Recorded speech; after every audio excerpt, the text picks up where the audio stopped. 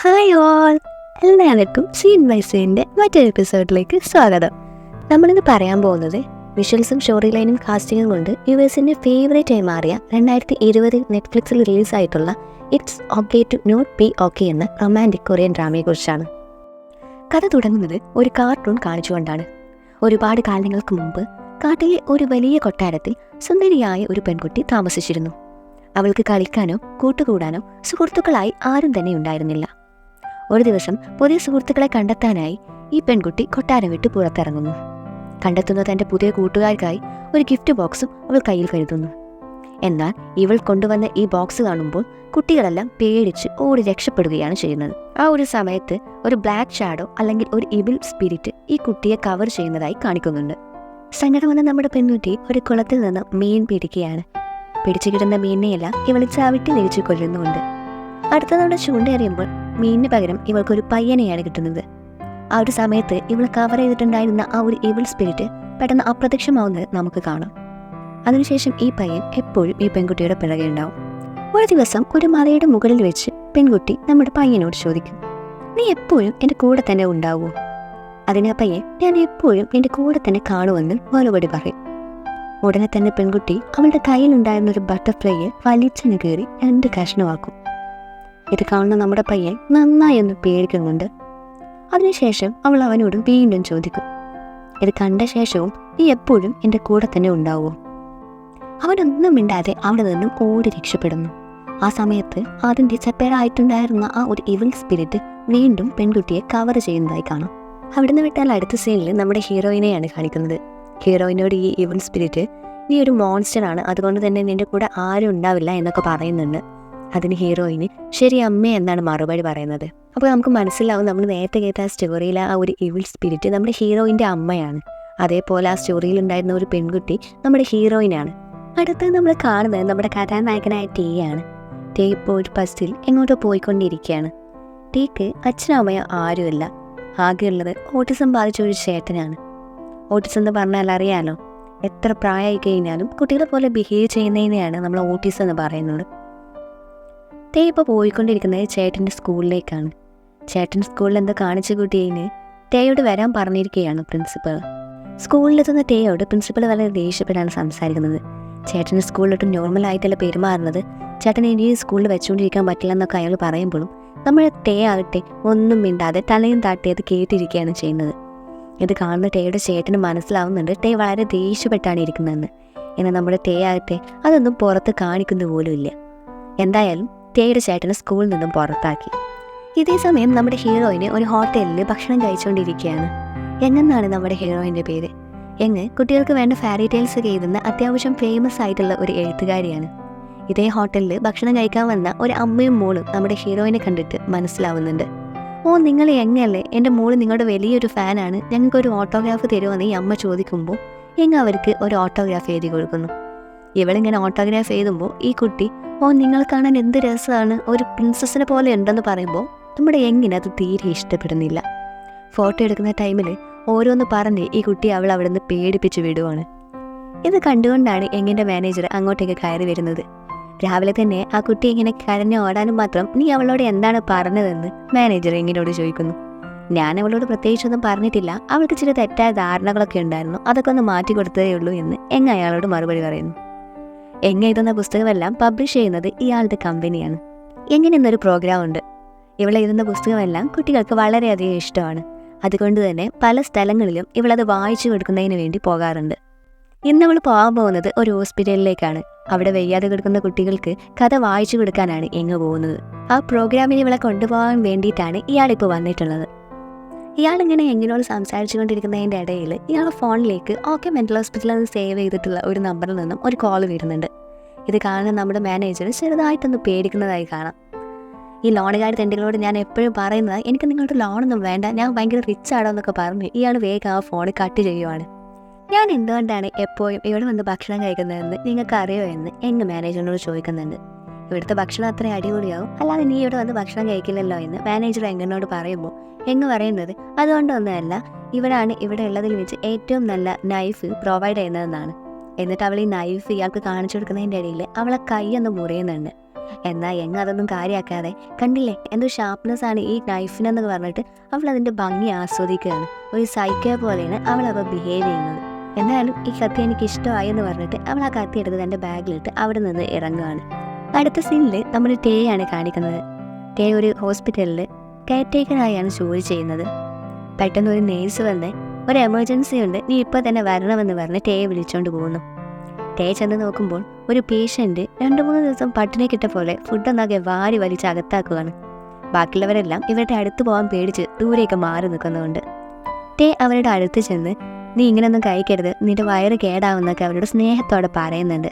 ഇത് കേൾക്കുന്ന ആ സ്ത്രീ നീ അല്ല പറഞ്ഞത് ഞാൻ ഫുഡ് കഴിക്കുന്നത് കാണാൻ നിനക്ക് വളരെ ഇഷ്ടമാണെന്ന്, എന്നിട്ട് എന്താ ഇപ്പം ഇങ്ങനെ പറയുന്നതെന്ന് അവനോട് ചോദിക്കുന്നുണ്ട്. കാര്യം എന്താണെന്ന് വെച്ചാൽ ഇവരൊരു മെൻ്റൽ പേഷ്യൻ്റാണ്.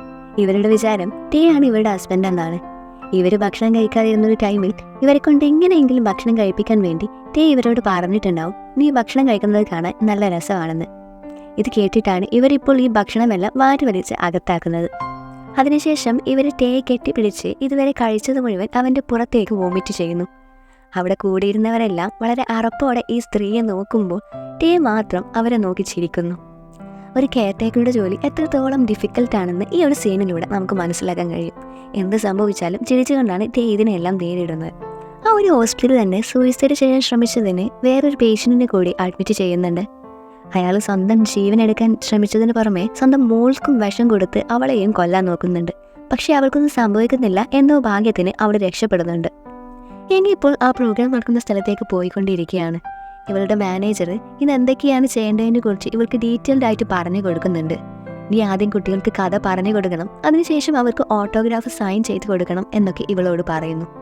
ഈ ഒരു സമയത്ത് ഇയാൾക്ക് വീണ്ടും ആ മെൻ്റൽ ഹോസ്പിറ്റലിൽ നിന്ന് ഒരു കോൾ വരികയാണ്. ഇത് കാണുന്ന യങ് ഇയാളോട് ആ കോൾ അറ്റൻഡ് ചെയ്ത് സ്പീക്കറിലിടാൻ പറയുന്നു. കോൾ ചെയ്യുന്നത് അവിടുത്തെ ഒരു നേഴ്സാണ്. യൂറി എന്നാണ് അവരുടെ പേര്. യൂറിയങ്ങും പഴയ ഫ്രണ്ട്സ് ആണെങ്കിലും അവർ രണ്ടുപേരും അത്ര വലിയ രസത്തിലൊന്നുമല്ല. യങ്ങിൻ്റെ അച്ഛൻ ഒരു മെൻ്റൽ പേഷ്യൻ്റാണ്. അയാൾ ഈ ഒരു ഹോസ്പിറ്റലിലാണ് ട്രീറ്റ്മെൻറ്റ് എടുത്തുകൊണ്ടിരിക്കുന്നത്. അയാൾക്കിപ്പോൾ ഒരു മേജർ സർജറി അത്യാവശ്യമാണ്. അതിന് യങ്ങിൻ്റെ സൈൻ വേണം. എന്നാൽ എങ്ങനെയാണെങ്കിൽ അച്ഛനെ ഒട്ടും തന്നെ ഇഷ്ടമല്ല. കാരണം എന്താണെന്നൊന്നും ഇപ്പോൾ പറയുന്നില്ല. പക്ഷേ ആൾക്ക് അച്ഛനെ തീരെ ഇഷ്ടമല്ല. അതുകൊണ്ട് തന്നെ യങ് സൈൻ ചെയ്ത് കൊടുക്കുന്നില്ല. അതുകൊണ്ടാണ് ഈ നേഴ്സ് എപ്പോഴും ഇങ്ങനെ വിളിച്ചുകൊണ്ടിരിക്കുന്നത്. ഒരുപാട് കാലം മുന്നേ പറഞ്ഞൊരു സർജറിയാണ്, പക്ഷേ ഇതുവരെ യങ് അത് സൈൻ ചെയ്ത് കൊടുത്തിട്ടില്ല. എനിക്കെന്തായാലും അങ്ങനെ ഒരു അച്ഛനില്ല. ഇനി നിങ്ങൾക്കത് നിർബന്ധമാണെങ്കിൽ നിങ്ങൾ തന്നെ വന്ന് സൈൻ വാങ്ങിക്കുമെന്ന് പറഞ്ഞ് യങ് ആ കോൾ കട്ട് ചെയ്യുവാണ്. അടുത്ത സീനിൽ ചേട്ടന് കോൾ ചെയ്യുന്ന ടേ ആണ് കാണിക്കുന്നത്. ടേയുടെ ചേട്ടൻ യങ്ങിൻ്റെ വലിയ ഫാനാണ്. യങ്ങിൻ്റെ എല്ലാ പുസ്തകങ്ങളും പുള്ളിക്കാരൻ വായിച്ചിട്ടുണ്ട്. യങ്ങെന്ന് വരുന്നത് ടേയുടെ ഹോസ്പിറ്റലിലേക്കാണ്. അവിടെയുള്ള കുട്ടികളെ വിസിറ്റ് ചെയ്ത് അവർക്ക് കഥ വായിച്ചു കൊടുക്കാനാണ് യങ് വരുന്നത്. ഈ കാര്യം ടേ അറിയാതെ ചേട്ടനോട് പറഞ്ഞു പോകുന്നുണ്ട്. ഇത് കേട്ടവാടെ ചേട്ടൻ ബാഗൊക്കെ എടുത്ത് ഹോസ്പിറ്റലിലേക്ക് വരാൻ വേണ്ടി നിൽക്കുവാണ്. എന്നാൽ ടേ അതിന് സമ്മതിക്കുന്നില്ല. അവസാനം യങ്ങിൻ്റെ കയ്യിൽ നിന്നും ഓട്ടോഗ്രാഫ് വാങ്ങി വരാം എന്നൊക്കെ പറഞ്ഞാണ് ടേ ചേട്ടനെ വീട്ടിൽ തന്നെ നിർത്തുന്നത്. ഹോസ്പിറ്റലിൽ യങ്ങിൻ്റെ പ്രോഗ്രാമിന് വേണ്ട ഡെക്കറേഷൻസ് നടന്നുകൊണ്ടിരിക്കുകയാണ്. ഈ സമയത്ത് യങ് ഗാർഡനിൽ ഒരു സിഗരറ്റൊക്കെ വലിച്ച് നല്ല സ്റ്റൈലായി ഇരിക്കുന്നുണ്ട്. കൂട്ടത്തിൽ അവിടെയുള്ളൊരു പൂവും ഇവളിങ്ങനെ പിച്ചി നിലത്തെറിയുന്നുണ്ട്. ഇത് കണ്ടുകൊണ്ടാണ് ടേ അങ്ങോട്ടേക്ക് വരുന്നത്. ഇവിടെ ഇങ്ങനെ സ്മോക്കൊന്നും ചെയ്യാൻ പാടില്ല, ആദ്യം ആ പൂ ഇങ്ങനെ വലിച്ച് നശിപ്പിക്കുന്നത് നിർത്തുന്നൊക്കെ ഇവളോട് പറയുമ്പോൾ ഇവനെ ഒന്ന് നോക്കുന്നു. നീ ഡെസ്റ്റിനിയിൽ വിശ്വസിക്കുന്നുണ്ടോ എന്ന് യങ് ടേയോട് ചോദിക്കുമ്പോൾ ടേക്കൊന്നും മനസ്സിലാവുന്നില്ല. നമുക്ക് ആവശ്യമുള്ള സമയത്ത് ഒരാൾ നമ്മുടെ മുന്നിൽ എത്തുന്നതിനെയാണ് ഡെസ്റ്റിനി എന്ന് പറയുന്നതെന്ന് പറഞ്ഞ് അവളുടെ കയ്യിലുണ്ടായിരുന്ന സിഗരറ്റ് അവൻ്റെ കയ്യിലുണ്ടായിരുന്ന ചായക്കപ്പിലേക്കിട്ട് അവൾ അവിടെ നിന്ന് പോകുന്നു. യങ്ങിൻ്റെ പരിപാടി ആരംഭിക്കുന്നതാണ് അടുത്ത സീനിൽ കാണിക്കുന്നത്. ഈ കൂട്ടത്തിൽ നേരത്തെ സൂയിസൈഡ് ചെയ്യാൻ ശ്രമിച്ചെന്ന് പറഞ്ഞ അയാളുടെ മകളുമുണ്ട്. അയാൾ റൂമിൽ നിന്ന് രക്ഷപ്പെട്ട് ഒരു ഭ്രാന്തനെ പോലെ മകളെയും തേടി ഹോസ്പിറ്റൽ മൊത്തം നടക്കുവാണ്. സെക്യൂരിറ്റി ഗാർഡ്സിനുള്ള ഇൻഫർമേഷൻ പാസ് ചെയ്യുന്നുണ്ട്. ആശുപത്രി ജീവനക്കാരെല്ലാം ഇയാളെയും തന്നെ ഹോസ്പിറ്റൽ മൊത്തം നടക്കുവാണ്. കൂട്ടത്തിൽ നമ്മുടെ ടേയോ ഉണ്ട്. എന്തായാലും ഈ ഒരു കാരണം കൊണ്ട് യങ്ങിൻ്റെ പരിപാടി പാതി വഴിക്ക് വെച്ച് നിർത്തേണ്ടി വരുന്നു. എന്നാൽ അപ്പോഴേക്കും ഇയാൾ അങ്ങോട്ടേക്ക് വന്ന് ഈ കുട്ടിയെ എടുത്തുകൊണ്ട് പോകുന്നുണ്ട്. ഈ കുട്ടിക്ക് ഇയാളുടെ പെരുമാറ്റം കണ്ട് ആകെ പേടിയാവുന്നുണ്ട്. എന്തിനാഴ്ച എങ്ങനെയൊക്കെ ചെയ്യുന്നത്, നമുക്ക് വീട്ടിലേക്ക് പോകാമെന്നൊക്കെ ഈ കുട്ടി പറയുമ്പോൾ എന്നെ എന്തായാലും ഇവിടെ നിന്നൊരു മെൻ്റൽ ഹോസ്പിറ്റലിലേക്ക് മാറ്റും. അതിനുശേഷം നീ ഒറ്റയ്ക്കാവും, നിനക്ക് ഒറ്റയ്ക്ക് ഒരിക്കലും ഈ ഒരു ലോകത്ത് സർവൈവ് ചെയ്യാൻ കഴിയില്ല, അതുകൊണ്ട് നമുക്ക് രണ്ടുപേർക്കും മരിക്കാം എന്നൊക്കെയാണ് ഇയാൾ ഈ കുട്ടിയോട് പറയും. അയാളുടെ പുറകിൽ നിൽക്കുന്ന യങ് ഇത് കേട്ട് ചിരിക്കുന്നു. നിനക്കെന്താടി ചാവാൻ വല്ല ഉദ്ദേശവും ഉണ്ടോ എന്ന് ഇയാൾ ചോദിക്കുമ്പോൾ ഒറ്റയ്ക്ക് മരിക്കാൻ പേടിയുള്ള താനാണോടോ എന്നെ കൊല്ലാൻ പോകുന്നതെന്ന് യങ് തിരിച്ചു ചോദിക്കുന്നു. ഇത് കേട്ടിട്ട് അയാൾ ദേഷ്യത്തോടെ ഇവളെ അറ്റാക്ക് ചെയ്യാൻ വരുന്നു. തൻ്റെ കയ്യിലുണ്ടായിരുന്ന ഹാൻഡ് ബാഗ് എടുത്ത് യങ് അയാളുടെ മോന്തക്കിട്ടൊന്ന് കൊടുക്കുന്നു. ആ ഒരു അടിയിൽ ഇവന് നേരത്തെ എടുത്തിട്ടുണ്ടായിരുന്ന ആ ഒരു കത്തി ഈ ഹാൻഡ് ബാഗിൽ നിന്ന് തെറിച്ചു പോകുന്നുണ്ട്. താഴെ വീണ ഇയാൾ ഇവളെയും വലിച്ച് നിലത്തിട്ട് അവളുടെ കഴുത്ത് നെരിച്ച് കൊല്ലാൻ നോക്കുന്നു.